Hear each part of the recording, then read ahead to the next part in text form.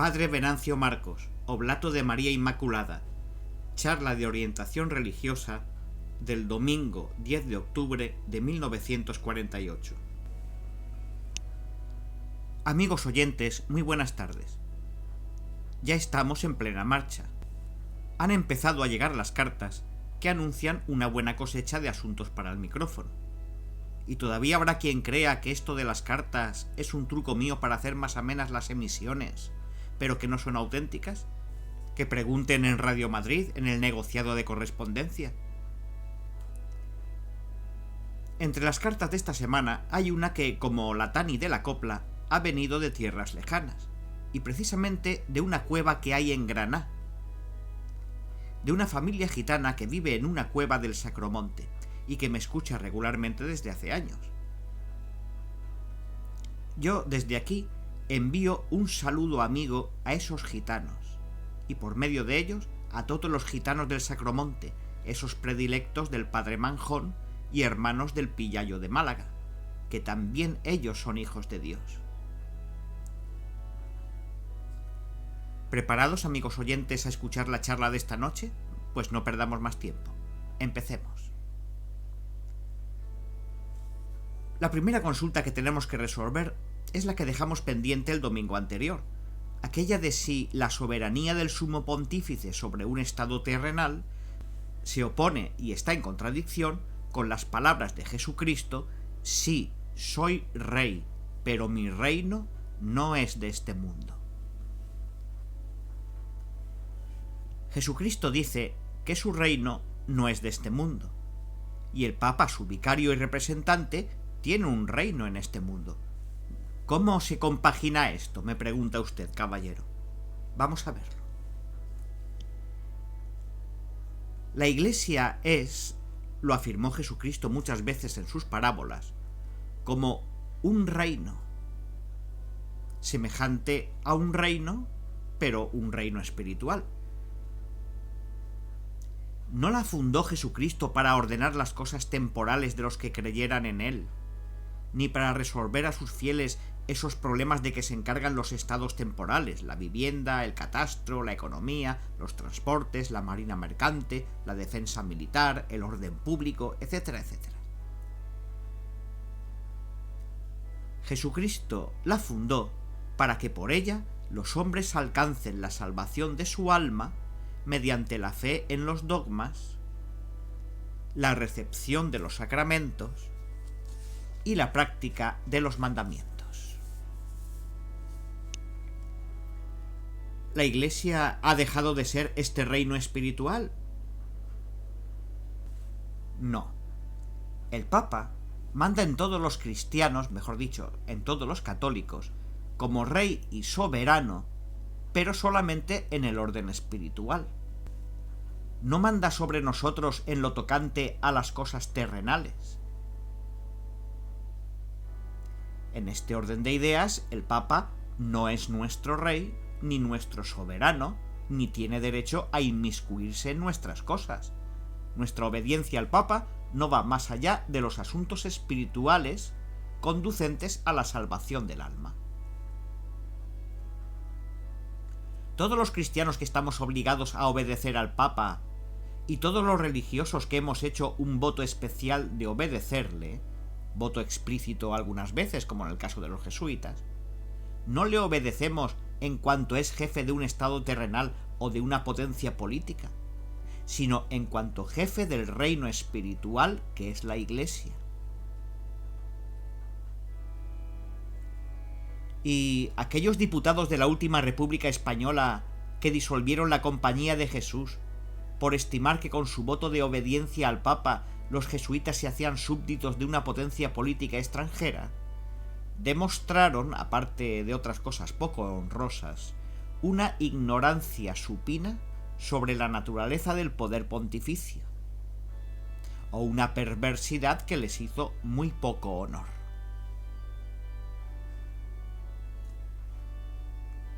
El Papa, además de esta soberanía espiritual sobre todos los cristianos, ha poseído y posee todavía desde el siglo VIII hasta hoy una soberanía terrenal y política sobre un pequeño territorio y sobre un puñado de hombres, la Ciudad del Vaticano con sus 1100 habitantes. ¿Esta soberanía de un Estado independiente le fue acaso prohibida por Jesucristo? La prohibición no aparece en ningún lugar del Evangelio, porque la frase de Jesucristo, mi reino no es de este mundo, se refería al reino de más allá de la muerte y al reino espiritual de la Iglesia. Ahora bien, ya hemos quedado en que la Iglesia sigue siendo reino espiritual y a ningún papa se le ha ocurrido convertirla en un estado político y terrenal.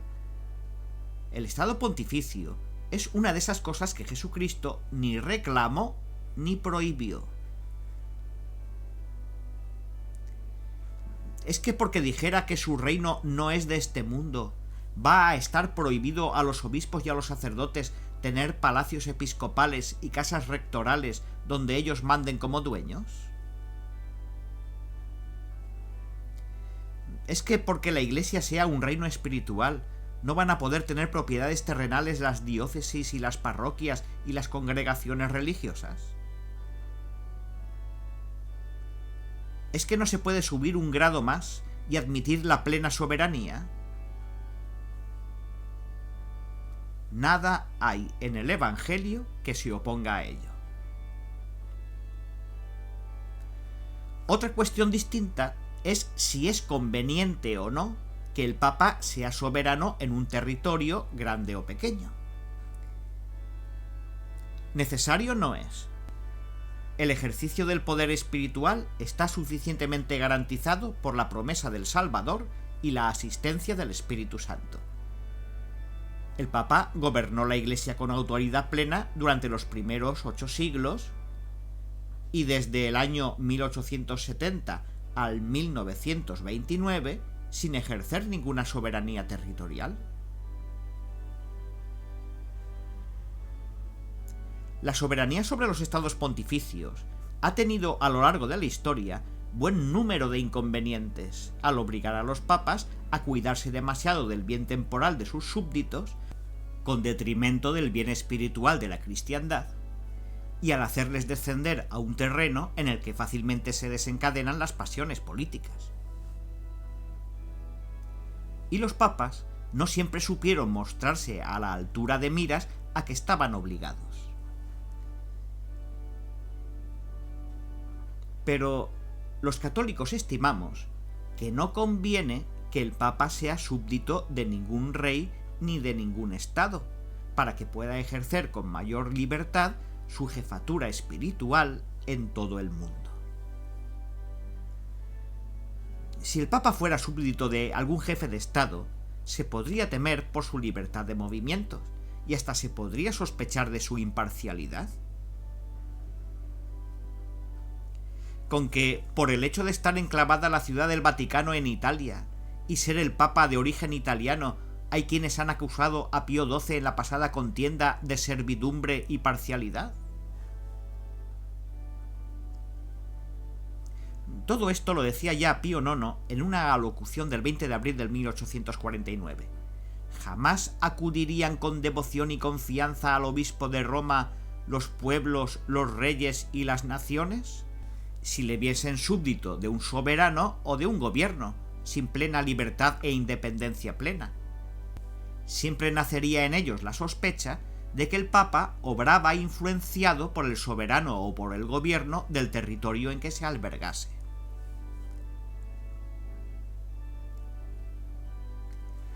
De hecho, cuando los papas vivieron en Aviñón y cuando Napoleón quiso hacer de Pío VII un instrumento al servicio de los intereses de Francia, las demás naciones sintieron un legítimo recelo. Hoy el Papa es soberano en un territorio tan minúsculo y sobre un tan reducido número de personas que nadie que no sea un insensato o un mentecato podrá ver en ello una falsificación del reino espiritual de la Iglesia. Cuando Pío IX en 1929 se avino por el Pacto de Letrán a contentarse con la soberanía sobre la pequeña ciudad del Vaticano, dijo en un discurso: «Hemos querido demostrar al mundo que no nos movemos por la ambición de posesiones terrenas, sino por el deseo de retener lo que en modo alguno podemos ceder. Tenemos la independencia y soberanía que se requiere, y no más de la que se requiere. Nos consuela el pensamiento de que esta mínima porción de tierra está destinada a soportar sobre sí una espiritualidad inmensa, sublime y verdaderamente divina.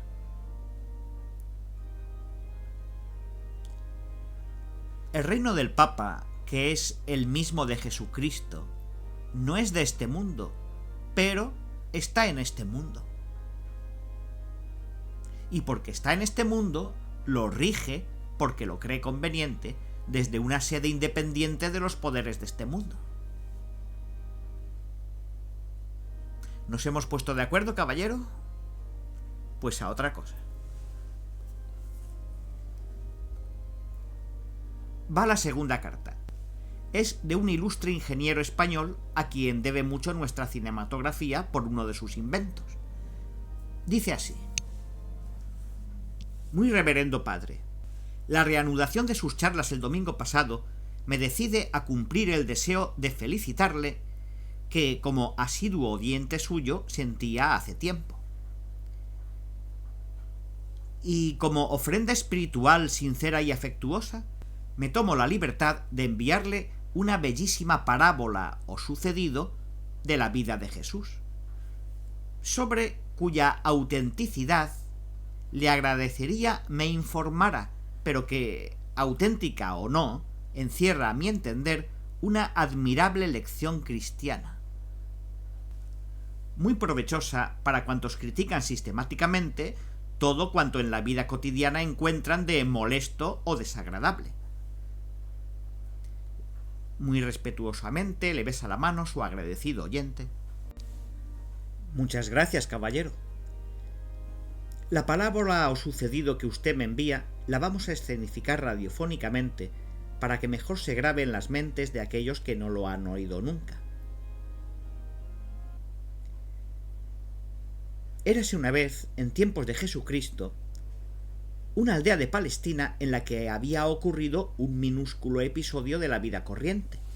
El siguiente episodio. En una callejuela por la que dentro de unos instantes va a pasar Jesús, hay un corro de gente malhumoradas y gesticulantes alrededor de algo que parece repugnante. ¡Ah! ¡Esto es repugnante! ¿Habráse visto semejante espectáculo? ¡Es vergonzoso! ¡Qué horror! ¡Un perro muerto en medio de la calle! ¡Muerto y podrido! ¿No ve usted cómo huele? Que si lo veo, y debe de llevar aquí más de 2 días. Lo que demuestra el buen servicio de limpieza que hay en el pueblo. Como que aquí nadie se preocupa del bien público. ¿Y los vecinos? ¿Qué decir de los vecinos de estas casas que aguantan día y noche el hedor por no tomarse la molestia de enterrarlo? Los de este barrio deben de ser unos salvajes. Matarlo a pedradas y dejarlo ahí. A no ser que crean que el espectáculo tiene algo de hermoso. Pues sí que es hermoso. Un perro viejo y feo. Y que huele desde media legua. Como para pasar de largo sin poner en él los ojos. No sé en qué se va a poder poner los ojos. ¡Qué hermosura! ¿Hermosura? ¿Dónde? También ahí, Jesús de Nazaret, encuentras algo hermoso. ¡Qué hermosura! ¿Dónde encuentras hermosura? Todo en él es repugnante. Todo no. ¿Hay algo que se pueda mirar? ¿Qué hay en el de hermoso? Los dientes. Mirad qué dientes tan blancos tiene. Vosotros no habéis visto más que un perro muerto, pero no os habéis fijado en la belleza que hay en él, la ebúrnea blancura de sus dientes blancos. Tal es la escena. Me pregunta usted, caballero, si se trata o no de un sucedido real. No, esto no es más que una leyenda. Pero una bellísima leyenda. Una leyenda que ha querido recoger el espíritu de Cristo frente al espectáculo de la naturaleza. Y sobre todo frente al espectáculo moral de los hombres y de las almas. Él había dicho: antorcha de tu cuerpo son tus ojos. Si tus ojos son limpios, todo tu cuerpo se iluminará. Pero si tienes los ojos enturbiados, todo tu cuerpo quedará en tinieblas. Lo cual quiere decir que si sabemos mirar las cosas con una mirada pura y bien intencionada, siempre hallaremos en ellas algo bueno. Mientras que si lo miramos todo con ojos que buscan el mal, no veremos más que el lado defectuoso y repugnante que siempre en las cosas humanas existe, sin advertir el reflejo de bondad y belleza que nunca falta. Es una hermosa lección del Divino Maestro. Demos un ejemplo. El de la Magdalena. Cuando la Magdalena entró en el salón donde comía Jesucristo en casa de un fariseo y se arrojó a sus pies llenándolos de besos y de perfumes, nadie vio en ella nada de hermoso. Todos se fijaron en que era una mujer pública, una vulgar ramera, y tuvieron un gesto de asco para la meretriz. Hasta en el hecho de que derramara un tarro de perfume de nardo llenando la casa con su fragancia, no vio Judas más que el dinero despilfarrado. Solo Jesús advirtió lo que había de hermoso en la actitud de la Magdalena. Solo él comprendió el amor con que le limpiaba los pies con sus besos y sus lágrimas, y la ternura con que le perfumaba los cabellos y el cuerpo todo, adelantándose a quienes se lo embalsamarían para enterrarlo. Solo él se dio cuenta, porque su mirada era limpia, de la hermosura que encerraba su arrepentimiento. ¿Somos como él los cristianos, sus discípulos? Bien pocas veces. Nosotros no tenemos la mirada limpia. Todo lo vemos mal, todo lo criticamos. No sabemos ver lo que hay de bueno en las acciones de los demás. Somos capaces, nosotros que tenemos una viga en nuestro ojo, somos capaces de ver una pajita en el ojo ajeno. Vemos esa pajita y no vemos las flores que nunca faltan. Con razón decía Unamuno en su vida de Don Quijote y Sancho que mientras que a la vista del más horrendo crimen no digamos, refiriéndonos al criminal, pobre hermano, es que el cristianismo no nos ha calado más adentro que el pellejo del alma. Somos capaces de no admirar el sol porque tiene manchas, y hasta de no ver en el sol más que las manchas. Tenemos esa extraña enfermedad de los ojos que llaman daltonismo, por culpa de la cual el enfermo no ve más que ciertos colores. Nosotros no vemos en los demás y en sus acciones más que el color negro. Los que así son unos desgraciados que de la vida ven el lado sombrío, amargo, desilusionante, triste y no ven sus bellezas. Todo lo ven de revés, todo lo interpretan mal, todo lo critican, de todo se quejan, todo les hiere. Ellos no podrían ver en un perro putrefacto los dientes blancos y en la Magdalena el hondo arrepentimiento. Pues ¿Y los no cristianos, los no católicos? Esos que no ven más que manchas en la Iglesia, en el Papa, en los obispos, en los sacerdotes, en los simples fieles, en la liturgia, en las procesiones, en todo. Estos sí que abundan.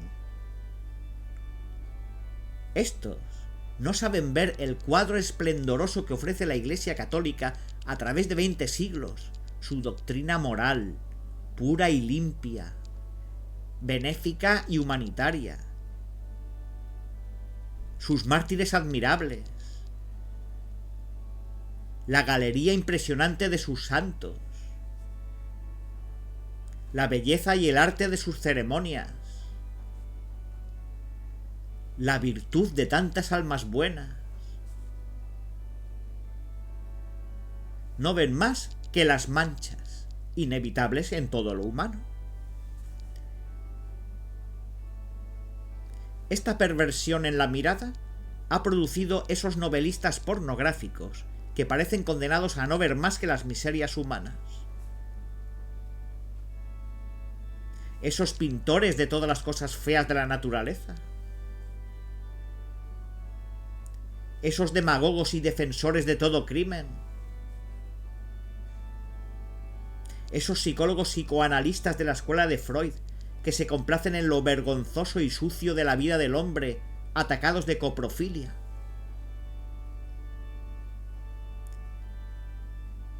De tal manera se recrean en lo feo y lo malo que hacen pensar a uno en si no tendrán una innata suciedad mental.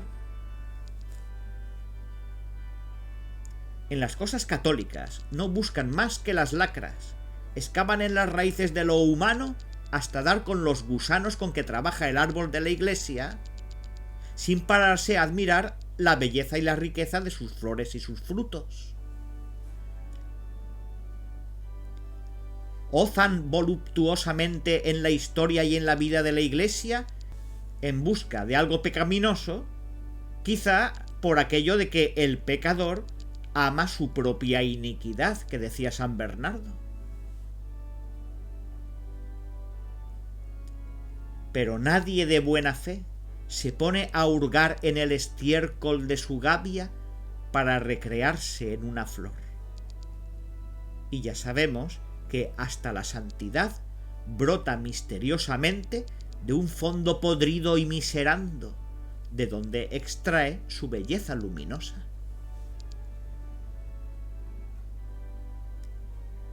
¡Qué desgracia la de esos hombres! Castigo a su mala fe. He ahí, caballero, lo que se me ha ocurrido a propósito de la leyenda de Jesús y los dientes blancos del perro muerto. Muchas gracias por habérmela enviado. Tercera y última carta. Otro caballero me escribe lo siguiente.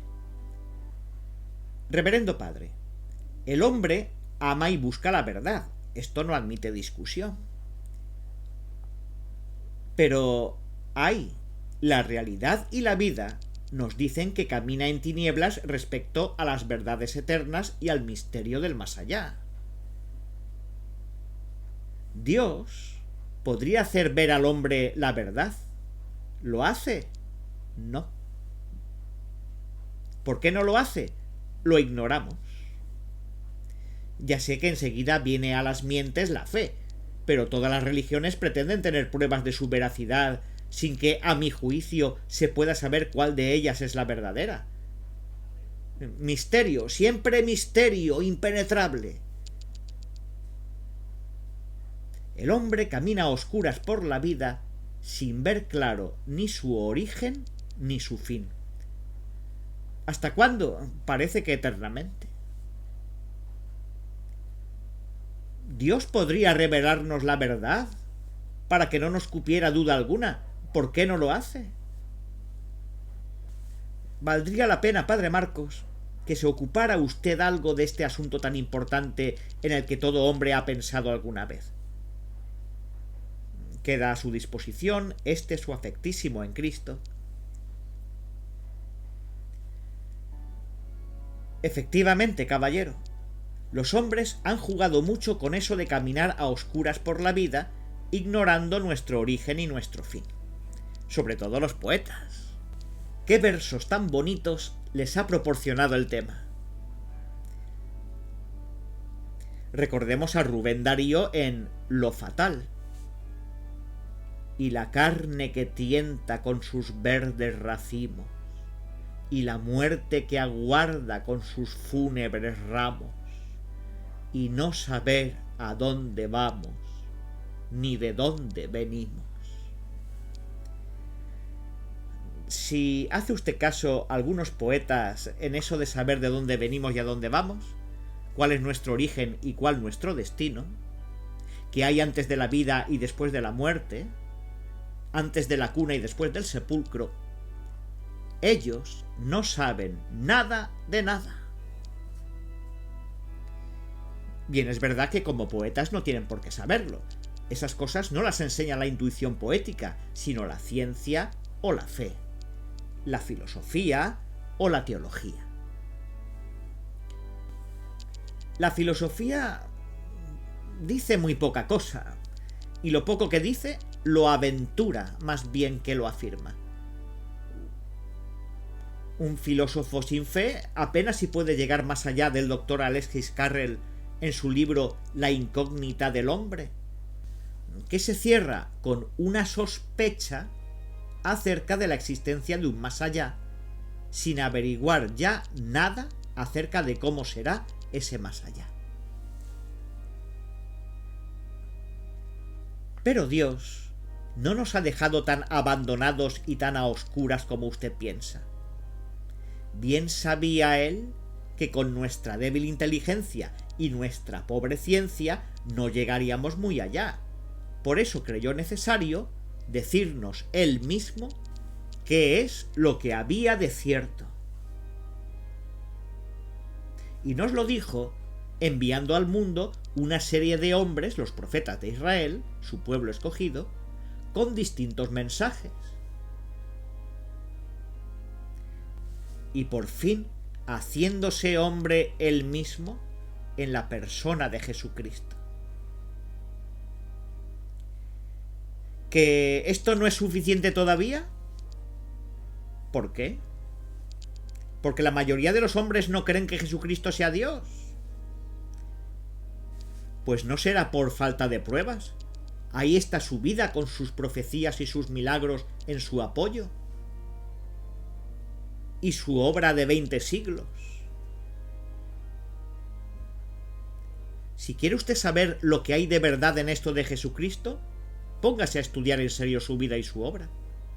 Verá si no está bastante claro que Él es Dios y que nos ha revelado sobre nuestro origen y nuestro destino cuanto nos es necesario saber. Pero si usted no toma la cosa en serio ni la estudia, ¿cómo la quiere usted saber? Todas las religiones pretenden tener pruebas de su veracidad, sí, pero ¿ha examinado usted dichas pruebas? Examínelas y luego hablaremos. Verá si Mahoma, por ejemplo, merece tanto crédito como Jesucristo. El cristianismo puede convencer al más exigente. Pero usted cree que eso no es bastante, que Dios debería revelar la verdad tan claramente que nadie la pudiera negar. Qué poco conoce usted a los hombres. Si los hombres no tuvieran más que inteligencia, verían muy fácilmente la verdad. Pero además de la inteligencia, tienen unas cuantas pasioncillas que son capaces de hacerles ver negro lo blanco. Como un hombre se empeñe en no ver, ya puede Dios decirle lo que quiera. ¿Qué quiere usted que haga Dios para que los hombres vean o crean? ¿Milagros? Ya los hace con relativa frecuencia. ¿Y qué? Que los hombres se las arreglan para no darse por enterados. Si se enteran de que en tal sitio como en Lourdes se han producido milagros, en vez de ponerse a estudiarlos, los dan por fantasías de personas histéricas y a lo sumo dicen que a saber si serán milagros. como no sabemos hasta dónde llegan las fuerzas de la naturaleza...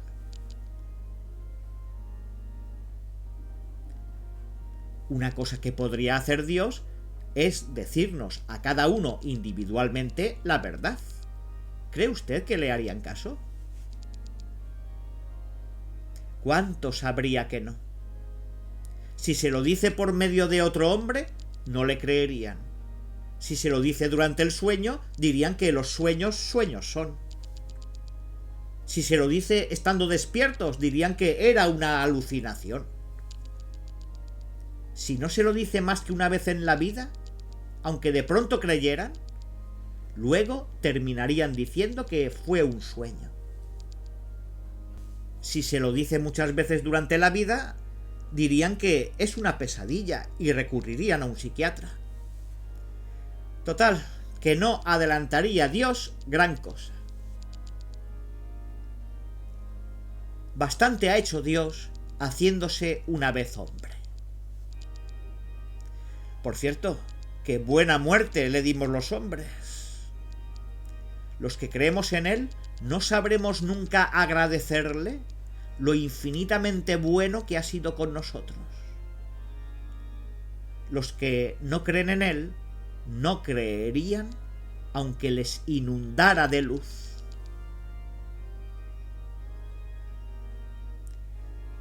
Concluyamos que no sabemos exactamente por qué Dios no habla más claro, pero sí que ha hablado bastante claro para quienes quieran oír y ver. Si Dios no hace más, sus buenas razones tendrá.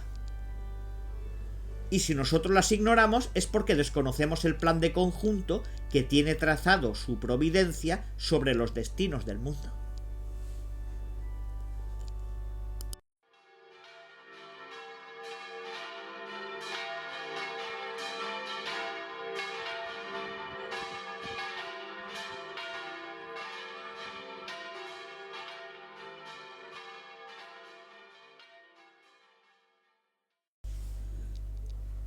El padre Venancio Marcos recibe más cartas cada día, desde hace 6 meses que empezó sus famosas emisiones de radio. A título de curiosidad, damos a continuación la primera referencia a las charlas del padre Venancio Marcos, aparecida en la prensa española y publicada por Félix Centeno, actual director del Correo Español de Buenos Aires, en el diario Arriba, Madrid, 28 de marzo de 1946. Todos los domingos a las 8:30 de la tarde, el locutor de Radio Madrid anuncia que va a comenzar la emisión de orientación religiosa a cargo del padre Venancio Marcos. Hasta esa hora se han estado radiando discos solicitados por los señores abonados a la Unión de Radioyentes.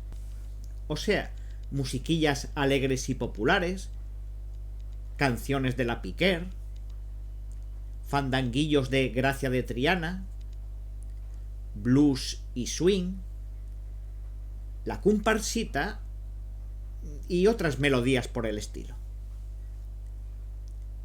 El contraste es tremendo, ¿verdad? Pues bien, he aquí el milagro. Los oyentes que escuchaban complacidos la música que ellos mismos solicitaron, antes de que el reloj llegue a señalar las 8:30, empiezan a impacientarse. Ya falta poco. A ver qué nos dice esta noche el padre Marcos. ¿No es la hora aún? Estas frases y preguntas son corrientes en miles de hogares. Y eso que la orilla se las trae. Las 8:30 de la noche del domingo sería probablemente hasta hace 6 meses una de las más desoladas horas radiofónicas. Pero desde que el padre Marcos comenzó sus emisiones es una de las más codiciadas por los oyentes. Por primera vez un sacerdote ha logrado tal éxito con un bagaje dialéctico tan serio como los temas teológicos. El secreto está en el arte que ha sabido insuflar a sus intervenciones este religioso. Ha cogido la radio con todas sus inmensas posibilidades y ha dorado la aridez de un sermón con el adorno de los fondos musicales, los diálogos, las escenas vivas y, en fin, su propia fonética, pausada y alegre, polémica y convincente. La emisión de orientación religiosa es hoy una de las más escuchadas de la radio española. Y vamos a dialogar un momento con el autor de este prodigio. ¿Cuándo empezó usted estas emisiones, padre? El 15 de septiembre de 1945. O sea, hace 6 meses. ¿Quiere decirme el desarrollo o el eco que han tenido en este tiempo? La primera semana me escribieron 6 cartas. Aumentó el número de comunicantes en la segunda. Y siempre en ritmo progresivo recibo ya 50 cartas semanales. ¿Y todas cordiales? No, aunque sí la mayoría. Pero esto ya lo di por descontado cuando comencé mi labor. Cuando se habla en el templo, ya se sabe que el auditorio es la feligresía que comulga con el predicador. Pero la radio la escuchan todos, los amigos y los enemigos, los creyentes y los descreídos, los católicos ardorosos y los incrédulos apasionados. A todos me dirijo. Ese es mi deber como ministro del Señor. Mis palabras son para todos, suaves en la forma, exigentes en el fondo. Tengo que señalar su error o su pecado a los equivocados y a los pecadores. ¿Y cómo reaccionan? En general, bien. Me guardan casi todos el respeto con que yo a todos hablo. Mi correo epistolar me ha revelado que el sector de los descreídos me escucha cada día en mayor número y con más interés. Tengo cartas muy interesantes que revelan la eficacia de mi labor y creo que en muchos casos he conseguido llegar al alma de los que se creían firmes en su falsa posición fuera del mundo de la fe. Si en alguna ocasión me llega una palabra injusta o malsonante, ¿qué le vamos a hacer? Que Dios perdone a su equivocado autor. ¿Qué hace usted con tanta correspondencia? Las preguntas de carácter general las contesto por el micrófono. Las particulares directamente al interesado. ¿Le hace muchas preguntas de cuestiones particulares? ¿Me refieren sus graves problemas espirituales y morales? Me piden consejo. Y yo se lo doy en cuanto concierne a mi ministerio. Es un trabajo, como comprenderá, agotador, pero es mi deber corresponderles a la prueba de confianza y fe que ponen en mi humilde autoridad eclesiástica. ¿Cuestiones graves? Sí, no puedo referirme a ellas. Mi alegría consiste en ver que quienes durante largo tiempo soportaron la pesadumbre de un problema de conciencia pendiente han experimentado con solo oírme por la radio la sensación de confianza para confiarme su mayor secreto. Doy gracias a Dios que me permite encauzar tantas cuestiones por el buen camino. El padre Venancio Marcos, según me refieren los amigos de Radio Madrid, es doctor en filosofía y en teología, y un musicólogo tan entusiasta que a los 17 años dirigía los coros y la orquesta en el Colegio de Roma, donde cursaba sus estudios eclesiásticos. Es escritor, organista, asesor cinematográfico. Nos recuerda, me dicen, al joven sacerdote de Siguiendo mi camino. Hombre, es verdad, contesto. Se lo voy a decir, pero no sé si atreverme. Atrévete, me dicen. Es muy campechano y todo lo encuentra bien. Y me atrevo. El padre Marcos me replica: conozco la película, bella película, pero no me compare usted. Yo encuentro admirable la actividad del clero católico norteamericano reflejada en esa obra cinematográfica. Ahora, esto es otra cosa. Ustedes también, permítame que se lo diga, un cura a la moderna, que emplea sistemas nuevos de propaganda y difusión. Ah, claro que sí. La ciencia descubre medios maravillosos. El arte emplea originales formas. Pues yo me agarro a esos progresos científicos y a esas novedades artísticas para ponerme en contacto con los hombres y cumplir por todos los medios la sagrada misión que desempeño. ¿Se inspiró en algún precedente para realizar estas curiosas y ya populares emisiones? No, se me ocurrió a mí. Seguiré haciéndolas mientras continúen teniendo el interés que demuestra el correo que me llega. Y después, padre, después haré otra cosa. ¿La ha pensado ya? Sí, hay que estar preparado siempre para servir a Dios y a la humanidad con todas las armas lícitas y nobles. Cuando doy por terminado el interrogatorio, el padre Venancio Marcos solo tiene que hacerme una advertencia. Confío en usted. Por favor, sea discreto.